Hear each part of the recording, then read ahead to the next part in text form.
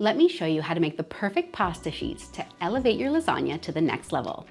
You could also slice this up into tagliatelle, pappardelle, or make spaghetti with it. On your work surface, tip out 400 grams of tipo 00 flour. If you only have all-purpose, that's fine too, but this will just make a more delicate pasta. And create a well in the middle of your flour.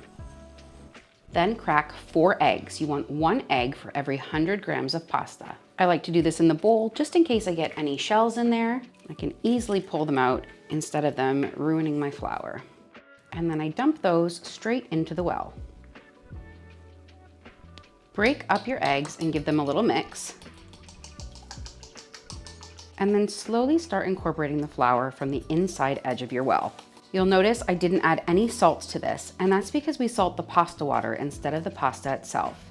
And the reason for that is sometimes those fine granules of salt can cause tears in your pasta, especially when you're rolling them as thin as we're going to roll this. And just continue adding the flour piano piano.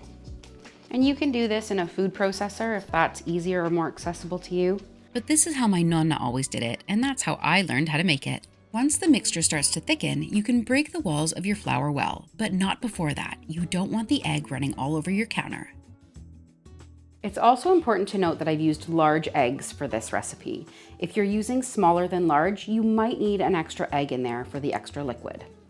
And now I'm just going to start bringing it together with my hands until it comes into a dough. And I like to use a bench scraper to make sure that anything that might have stuck to my work surface comes up. A bench scraper is an amazing tool in the kitchen. If you haven't got one and you do enjoy cooking, I would highly recommend getting one. And just keep kneading your dough, picking up the flour as you go, until you have a nice, smooth dough.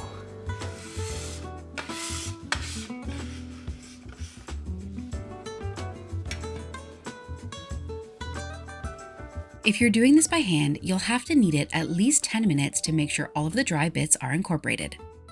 If you find your dough is a little sticky, you can add in a bit more flour, but only a teaspoon at a time. You don't want to add too much. And while I'm kneading, I like to just push the dough away from myself and then fold it back onto itself again. I find that's the best way to knead pasta dough. And because you're pushing away, you can use your body to help get the momentum you need. You'll know you're almost ready and finished kneading when you stop getting so many tears on the top of your dough. You can see here we've got quite a few. We need to go a little bit further with this. We still have a few pocks and dimples in our dough, so cover it up with your bowl and set it aside. This now needs to rest for 10 minutes just so those glutens can start to relax. Our dough's been resting for about 10 minutes and we're going to knead it for another minute or two just to get that nice smooth outside that we're looking for. You can tell it's already getting softer just by resting it. It kneads so much easier after that little resting period. And just look, instantly our dough is so much smoother. You just want to make sure it's nice and smooth, soft and supple. You can see now the dough is nice and smooth, but when you poke into it, it really bounces up quite quickly. And that means the glutens are still really tight in there and won't make a very nice tender pasta. Now that we've given it a proper knead and it's nice and smooth, let it rest for another 30 minutes so it can really relax and become that beautiful silky pasta. Our dough has rested, it's soft and it's beautiful, and now when you press into it, you can see that indentation really stays. It doesn't come up all the way.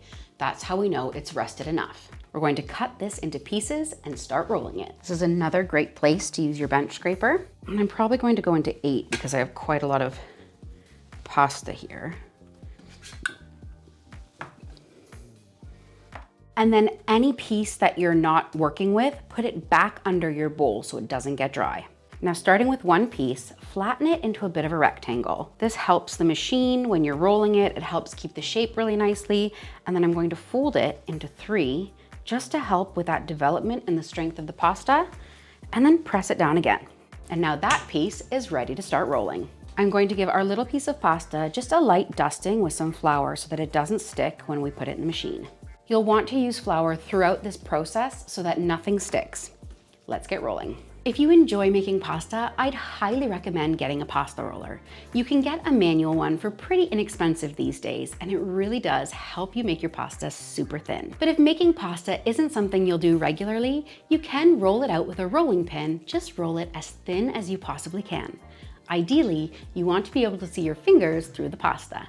You're going to start on your thickest setting. So for me, that's the number 8. And you're going to pass this through probably 2 times on each setting. You want as many layers in your lasagna as possible. So you want to make this dough as thin as you possibly can.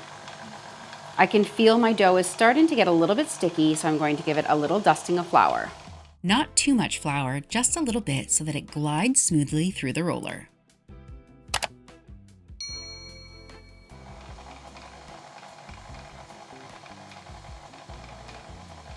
And there's my super thin pasta, almost like a sheet of paper.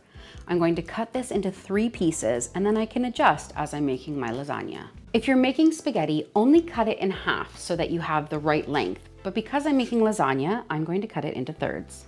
Just makes it more manageable to work with. And then I'm placing it on a flour-lined baking sheet where I'm going to dust it further with more flour. This way we can layer our pasta and it won't stick. Continue with all of the pieces of your pasta. Flatten it out and fold it over, and slowly work your way down the numbered settings so that your pasta is as thin as possible. Because I'm making lasagna, I'm cutting these down to smaller sizes so that they fit in my pan, and they're easier to cook this way. Make sure to put a good dusting of flour between every layer of pasta. And if you want to make this in advance, I'd highly suggest putting layers of parchment paper or cling film between the pasta before freezing. This really helps your pasta sheets not stick together. Make sure to add a good amount of salt to your pasta water. And then I've set up my station so that I have my pasta on one side, my boiling water, and then a bowl with cold water on the other side. That way, once the pasta's cooked, I can drop it straight into the cold water. It won't stick together and it will stop the cooking process. So once your water's boiling, drop in a few pieces of your pasta. I usually like to do 3 or 4 at a time. And because it's fresh and super thin, it's only going to take mere moments to cook. We're just looking to blanch it. We don't need to cook it completely at this stage. 30 seconds to a minute is all you need for this pasta. It will continue cooking in the oven. And then into our cold water. My mom always draped the edge of the pasta over the side of the bowl once it had rinsed and cooled so that you could easily pull them up. You may need to top up your cold water if it gets too warm or do them in batches, whatever works for you. I can tell my water is already getting warm, so I'm going to add a little bit more cold to it.